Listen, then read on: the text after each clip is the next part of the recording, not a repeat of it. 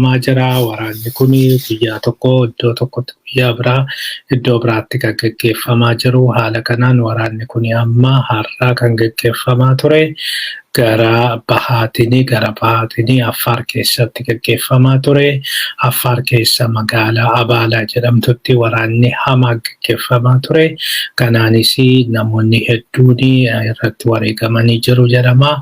Keessattuyyuu hanga namni aangoo guddaa qabu ajajaan waraanaa biltsiginnaa tokko keessatti wareegame kan jedhamu oduutu jira. Waraana kanarratti hirmaatan kan jedhamani loltoota Eritiriyaa akkasumas humnoota Affaar akkasumas kan biyyattii raayyaa ittisa biyyaatii fi kan humnoonni Amaaraa irratti hirmaatanii jiru jedhamee jira. Kanumaan egaa waraanni kun akka malee itti fufuu karaa garaagaraatiin deemaa jiraachuudha kan himamu. Kanuma wajjin wal qabatee har'aa Baacaa Dabalee gaafiif deebii reediyoo Jarman wajjin godhee jira. Kanaan akka jedhetti waraanni hamaas ta'uu baatu waraanni amma darbee walitti bu'iinsi hin jira. Walitti bu'iinsi daangaa sanirraa inuma jira jedhee jira. Kanaan egaa waraanichi hin dhaabanne waraanichi akka jiru amanee jira. Sanaan ala garuu amma nuti mootummaan Itoophiyaa lammii ofii dirooniidhaan rukutuu dirooniidhaan hin haleelu kan inni soba inni waan uumanii odeessanidha malee jedhee jira. Garuu addunyaa guutuun keessatti warri gargaarsa warri UN'dha yookiin immoo gargaarsa garaagaraa geessan kana kanii wanti kun akka ta'aa jiruu fi akka namoonni baay'een namoonni nagaa miidhamaa kan jiran kan dubbatanii. Kanaan egaa amanuu dadhabuus gara tokkoon amanee jira waraanichi akka waraanichi akka baay'ee waraanichi akka malee akka ho'aa ta'ee fi waraanichi akka deemaa jiru himee jira. Kanuma wajjiniin maabara daggootti nama nagaa ajjeesuun amananii jiru. Kana amanee kan amanee loltuu yeroo sana kana raawwatee fi loltuu waraabeedha. Yeroo sanitti kan waraabe inumaayyuu inni akka jedhetti amma yeroo sanitti jidduudhaan inni ani homaa wanti nani godhe hin jiru. Ani wanta nani beeku hin jiru. Wanta nani beeku waan hin jirreef ani kaameraamaanidha. Kaameraamaanii waan ta'eef ani akkuma kaameraamaanittiin gargaare malee waraabe malee sanaan ala wanti nani godhe hin jiru jedhee jira.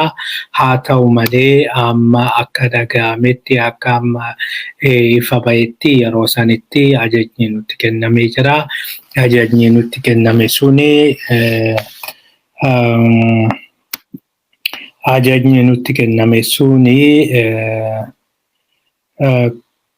egaa ajajni nutti kenname kuni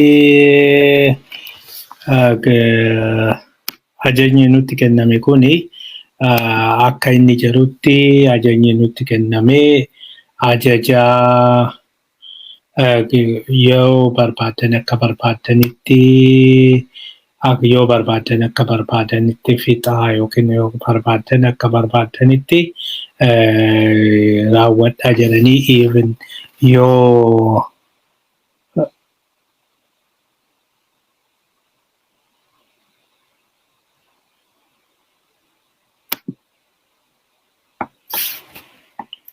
egaa kanaani akka isaan jedhanitti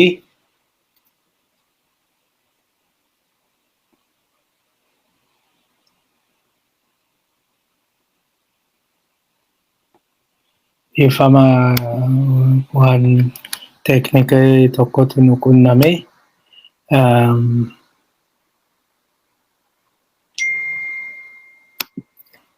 Kanaaf ifama. Egaa kanaan amma akka dhageenyetti namni kuni akka namni kun dubbachaa jirutti yeroo sanitti ajajni gubbaarraa nu kenname ajajni warra kana ajjeesaa nuun jedhanii ajaja kana nu kennanii jiru.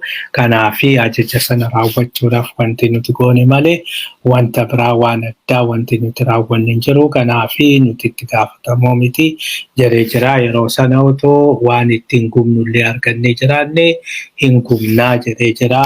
Wanti kana nu gubsiisu baay'eetu jira jedhee jira.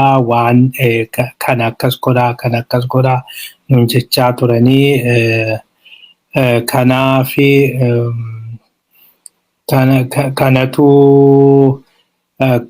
kanatu egaa kan nu rakkisaa jiru kana kan baay'ee nu miidhaa jiru jedheeti kan akka namooti akka walitti bu'an keessattuyyuu akka hunduma caala namni waliin amanne kan godhu dhimma kanaadha jedheeti kan inni dubbachaa jiru. Keessaa warri olii ajaja dabarsanii ajaja isaaniitiin ala deemanii jedhanii rakkootu isaan qunnamaa. Bakka baay'eetti waan akkasii kun dhaga'amaa jira. Keessattuyyuu bakka baay'ee gadda fakkeenyaa fi yeroo abbootiin gadaa karrayyuu ajjeefamanii poolisiin Dejanii jedhamu tokko abbootii gadaatti mukaasuu jechuudhani waan didee fi achiin booda qabanii booddarraa fuudhanii deemanii ajjeesanii reeffiyyuu barbaachaan argamee jedhamee jira. Kunis waan baay'ee nama gaddisiisudha.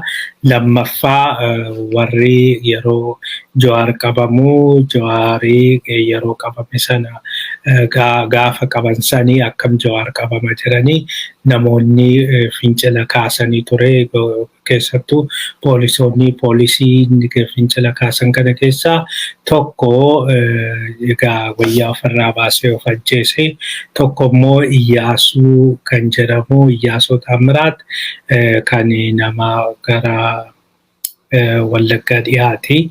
Namni kunis akkasuma wayyaa ofirraa baasee yeroo sanii akkamitti jedhee baay'ee dheekkame jennaani hidhamee amma hidhaa yeroo dheeraa booda innis bahee jira.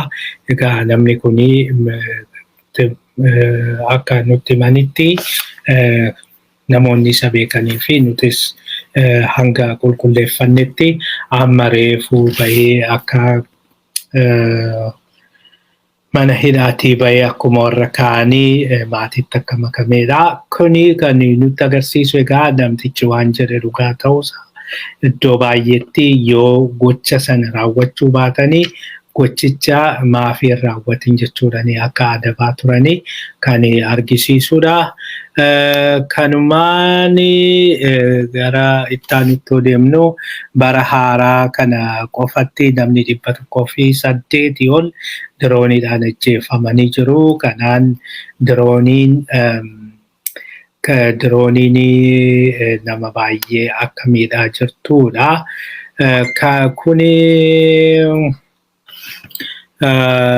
Kuni egaa kan nutti agarsiisu ammallee hagam akka rakkachaa akka jirudha. Uummanni keessattuu uummanni Maqalee, uummanni Tigraay keessa jiru hundumtuuyyuu akka jiranitti uummanni Maqalee guutuun bahee waan tokko gochuu hin danda'an jiru. Maaliifi rakkoo guddaatu isaan mudata. Yoo ba'anis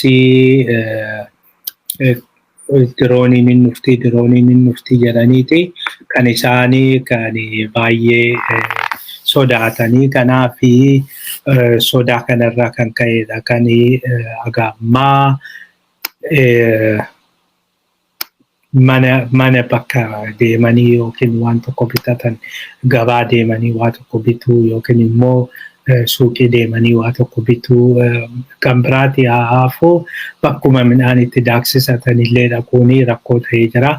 Keessattuu yooma sabrii kan midhaan daaksifachuudhaaf dhaqanii achitti mana bakka midhaan daakusanii bakka midhaan daaksifaa isaaniitti diroonii rukuttee namni 17 ol kan ajjeefame jechuudha. Sanaan alasii bakka dheengaddaa kan daddabiitti rukutame kan bakka warri baqataa jirutti kan namni 56 ajjeefame. Kuni yoo dubbata walitti qabamee egaa nama 108 ta'eera. Kanaaf amma kuni hundi Abiyyi irratti lakkaa'aa jira. Abiyyi irratti tokko lamaan lakkaa'aa jiru. Kanaaf fuulduratti himannaa irratti dhiyaatuu fi ragaa gahaa ofirra kaa'aa jira. Kanaan gara oolmaa Oromiyaatti deemnaa. Oolmaa Oromiyaatiin waboonni ibsa baaseera. Waboon ibsa baaseenii har'a ibsa kana kan baasee ibsa kanaanii waan deemaa jiru irratti ibsa kennee jira. Ibsa kanaanii waboon akka jedhetti waboon akka ibsa kanatti baasetti loltoonni Eritiriyaa gara Oromiyaa keessa galaa akka jiranidha. Kan inni dubbatee loltoota kana mootummaa addunyaatiifis erganii jiru. Egaa kunuuti kana kan isiniin dubbisa afaan Ingiliziitiin kan bahee kan ergames immoo warra addunyaadhaaf ergaan isaa having failed to retake areas liberated by Oromo Liberation Army in Western Oromia, the ruling regime has deployed Eritrean troops into West Wallagga, Kellam Wallagga, and areas in neighboring Benishangul Gumuz state. Currently, Oromia state forces and the members of the Eritrean Defense Force comprise the majority of regime-affiliated troops in Western Oromia. The federal military has resigned itself to the supportive role by undertaking aerial attack using drone strike and helicopters, gunships. These aerial attacks have led to a high civilian death toll as they are used highly populated target within town and the village. Egaa kana baasee jira. Amma akka jedhamaa jirutti iddoo baay'ee dura istiraatejjiin isaanii humna milishaatiin humna naannootiin akkasumas poolisii Oromiyaatiin hin baasna jedhanii yaalanii ture. Achiinis ta'uu didee jennaanii loltuu biyyattiitiinis yaalanii ture. Isaanis ta'uu didee amma loltoota Eritiriyaa fidanii galchaa jiru jedhanii jiru. Yeroo kanatti egaa waan woboonis qophaa'eeti kan inni eegaa jiru jedhamee jira. Keessattuyyuu har'a Gindabaraatti erga qophaa'anii eeganiin booda akka galu erga bakka inni galuu qabu bakka ga'uu qabu akka geessisanii tarkaanfii irratti fudhachuudhaa fi itti marsanii eeganii baay'ee rukutanii jiru jedhama har'a Gindabaraatti. Kanaafi kanatu jira amma waan naannoo kaabatti ijjitti baay'atee jiruu fi lammaffaa warri international organizationii kuni dhaabbanni garaagaraa naannoo sana keessa waan socho'anii fi isaanii loltoota Eritiriyaa gaafa arganii balaan itti bu'a jechuudhanii loltoota Eritiriyaa achi baasaa jiru jedhama. Garuu gara jiddu galaatti akka bobbaasaa jiranidha. Kunis jiddu gala keessaa yeroo dheeraa waan turaniin fakkaatu. Walitti dhufeenyi Eritiriyaa fi biyyattii baay'ee mishaa hin fakkaatu ammatti. Kanaaf amma yeroo gabaabaa amma tokko yoo danda'ani akkuma wayyaanii duubatti deebisanii fi woboo kiiloomeetira 20-25 Finfinnee irraa jiru kana xinnoo yoo duubatti deebisanii fi yoo xinnaatee teessoo Abiyyi amansiisaa godhanii achiin booda ba'anii deemuu jedhamee yaadamaa kanatti jiru fakkaata. Gama biraatiin abbootii qabeenyaa Oromoo adamsuun itti fufee jira. Abbootii qabeenyaa Oromoo egaa karuma hundaan adamsaa jiru, karuma hundaan dadhabsiisaa jiru. Kanaan egaa amma sodaree qabeenya obbo Dinquu Dayyaasii saamaa jiru jedhama. Cufuun isaanii OMN gabaasee jira.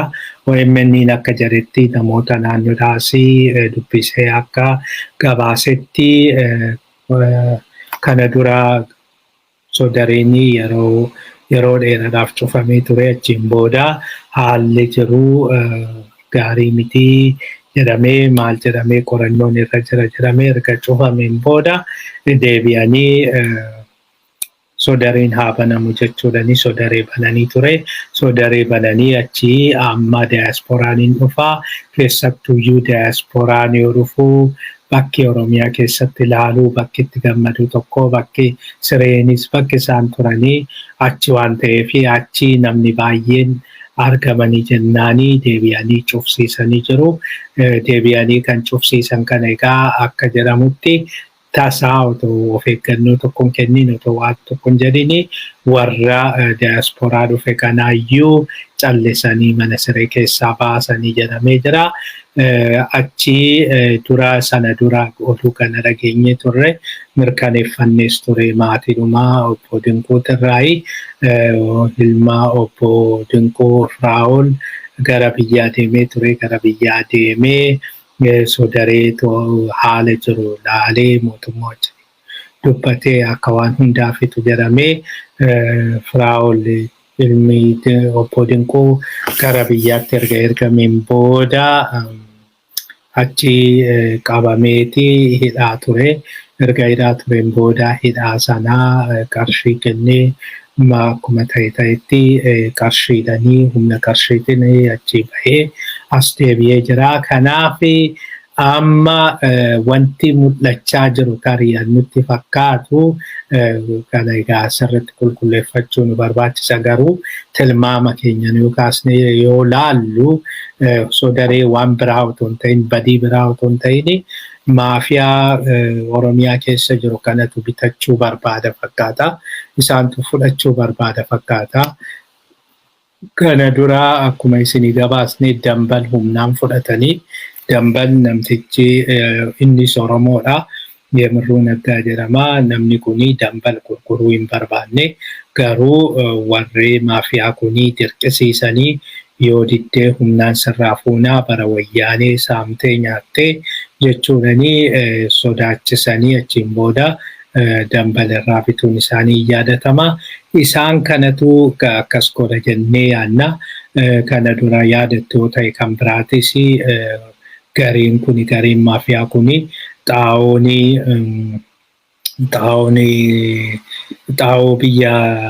xaa'oo isaantu biyya alaatii galcha. Xaa'oo kana nutu Oromiyaa keessatti rabsuu qabaa. Nuti direct qonnaan bulaanii nurraa bituu qabaa. Nurraa biteeti achiin booda kan nuti finne kana fudhachuu qabaa jennaani. Caalbaasiin haa ba'u. Caalbaasiidhaanii kan gatii gadaanaadhaan dhiyeessee fudhatamaa jedhanii akkas murteessanii jennaan isin eenyu jechuudhani namoota waldaa gamtaa Oromiyaa hoogganan sana hariiruun isaanii yaadatama. Kanaan namoonni sun iyyuu baqatanii jiru. Kun egaa maallutti agarsiisaa akka hojjechaa jiranidha.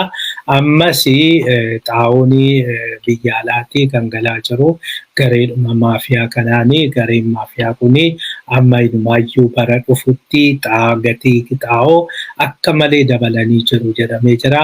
Kiiloon 5,000 jedhamee jira.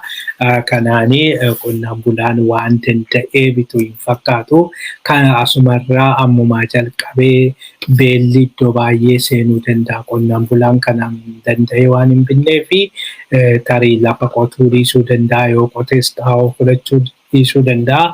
Kun immoo oomishtummaa waan hir'isuu fi bara itti aanutti inumaayyuu kana caala beelli fi hongeen uummata keenya rukutuu danda'a jedhanii dubbachaa jiru. Kanaaf egaa kana hundeen isaa kan ta'aa jiru warra maafiyaa kanatu ofii isaaniitii keessa galanii hojii ofii barbaadan gaggeessaa jiru. Egaa kanuma wajjiniin oduu itti aanutti gaafa ceenu Abiyyii fi Faannoon walitti ka'anii jiru.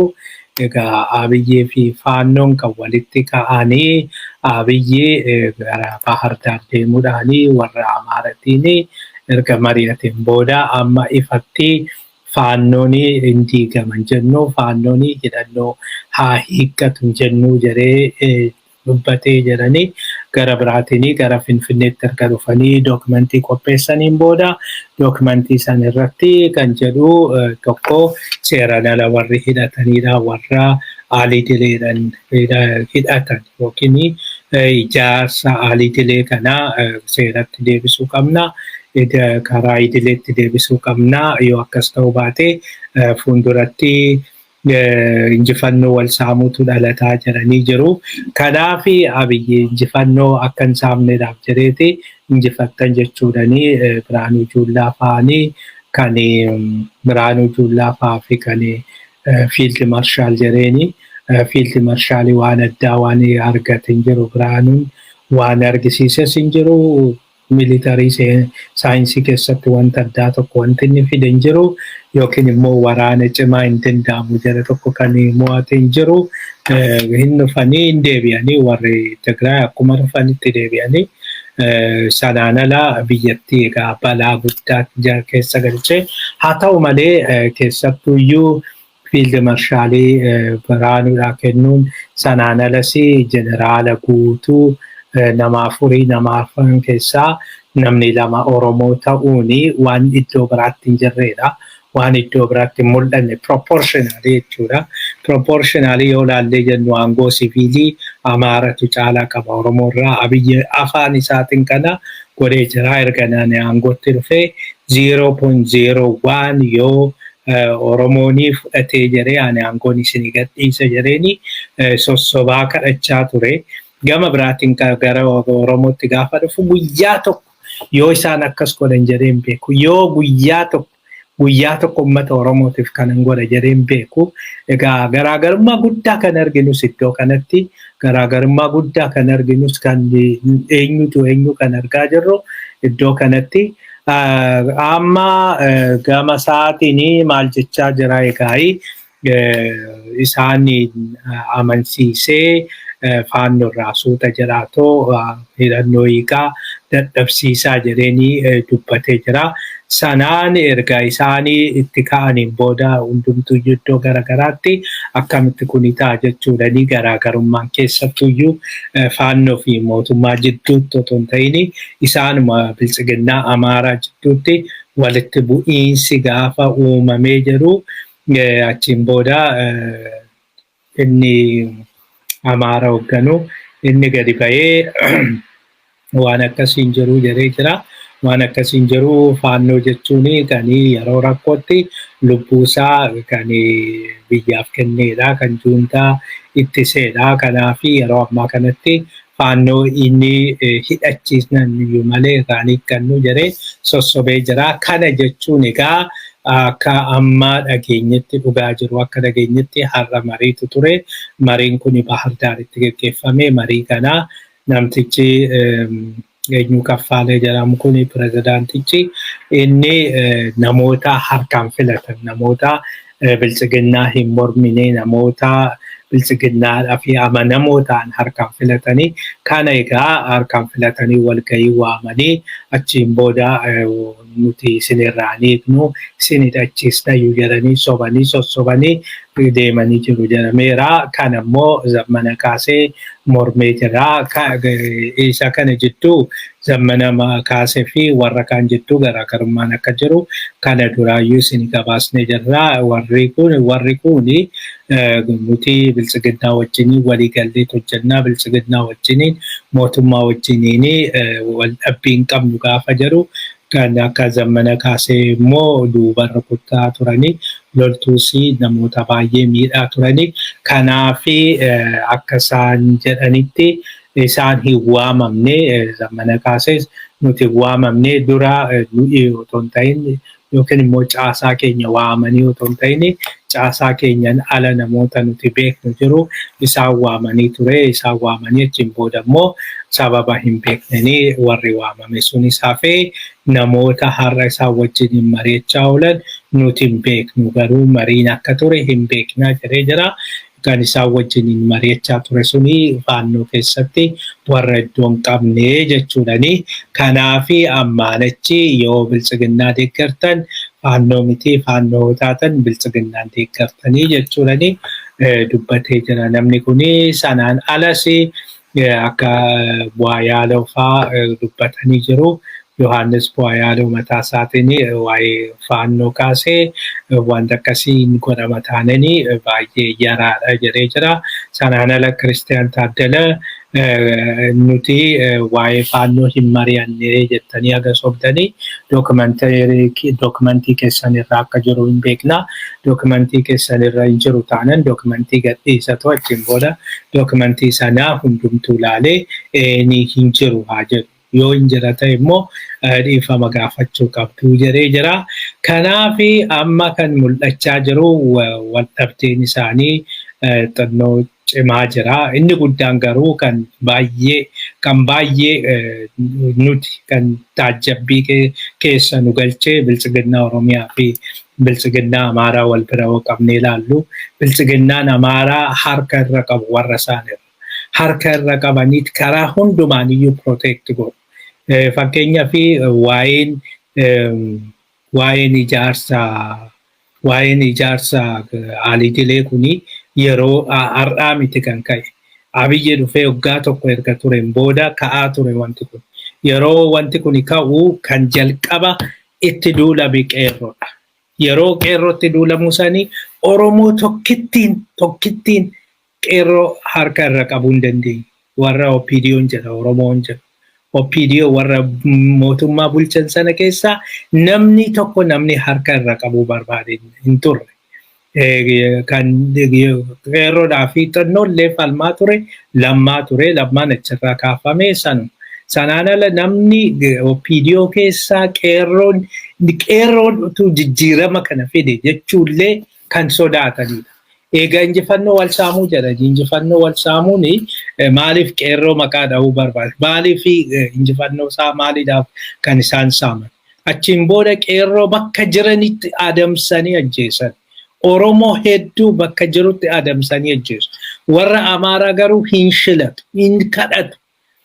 Asitti gara tokkoon faannoon warra loltuu biyyattii duuba rukutee hundi amanee gadduu Andaargaachoo mataa isaatiin amanee gubbaa haga jalaa otoo beekanu namni tokko ifatti bahee gochi kun yaraadha jedhee warra gocha kana raawwate seeratti dhiyeessuudhaaf wanti yaalame hin jiru.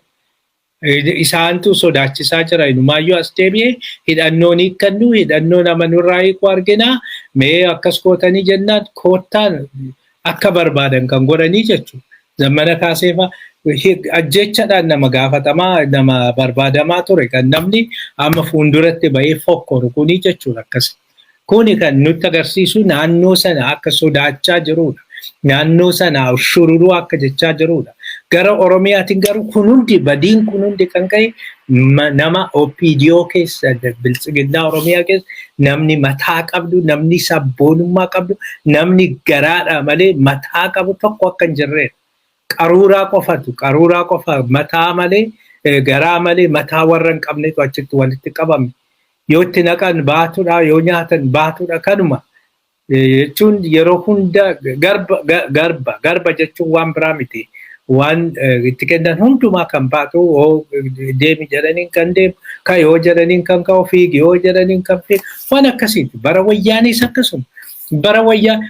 Bara wayyaanitti dhugaan isiniin jedha waan wajjiniin argaa turreedha. Bara wayyaanitti gaafa namtichi Walqaayitii fi qabsaa'e jedhu kun Koloneel Zawuduu jedhama. Dammaqa Zawuduu.